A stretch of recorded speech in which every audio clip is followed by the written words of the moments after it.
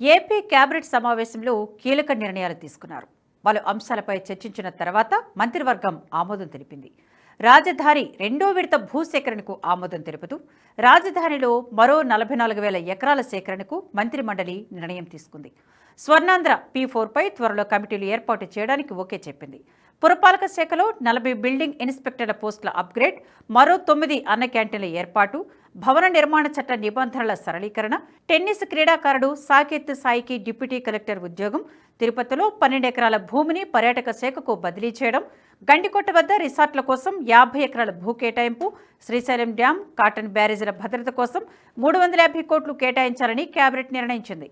SIPB సమావేశంలో తీసుకున్న పెట్టుబడి నిర్ణయాలకు ఆమోదం తెలిపిన మంత్రివర్గం అంగన్వాడీల అప్గ్రేడ్, పొగాకు కొనుగోలు, సాంస్కృతిక విభాగానికి అంబేద్కర్ విగ్రహ నిర్వహణ బాధ్యతలను సాంఘిక సంక్షేమ శాఖ నుంచి సాంస్కృతిక విభాగానికి బదిలీ చేస్తూ పెండింగ్ పనులను నిధులు కేటాయించి పూర్తి చేయాలని కేబినెట్ నిర్ణయించింది.